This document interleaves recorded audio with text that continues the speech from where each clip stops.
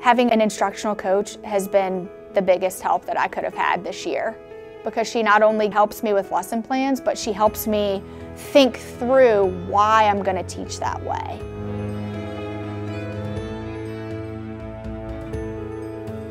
Our instructional coaches work very closely with teachers across the school division to help them really figure out what we call our 7 pathways to learning, whether it's maker work or whether it's giving kids the opportunity to have choice in their work. Our coaches really are a linchpin in the work that we do across the system.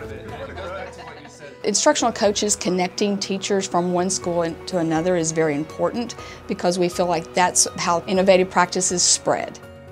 We have 24 instructional coaches, but no one coach is at one building. Every building has at least 3 coaches. Every coach has at least 3 schools.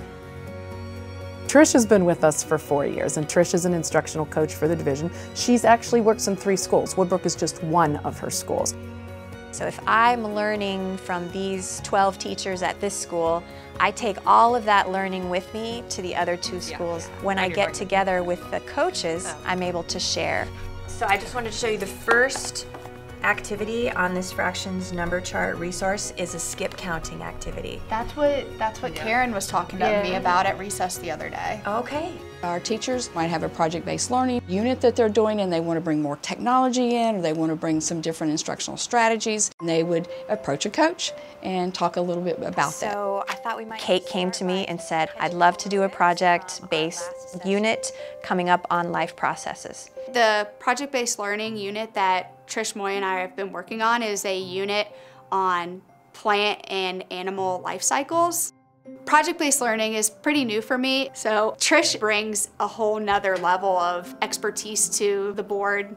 And so what will you be looking for? I'll be looking for them to develop vocabulary in the plant or animal that they're researching. Excellent. Is there anything from the critical thinking rubric that you might be able to use then? I can use feedback from my friends and teacher to improve my work. It always comes back to the teacher getting to tell you what they need. So that's always where I begin. So whether it comes to them modeling instructional lesson plans to help the teacher see what it might look like, or moving into more of an observation role where the teacher's trying it out and looking for feedback. Either way, the whole process is based on what the teacher's looking for. Let's get to it.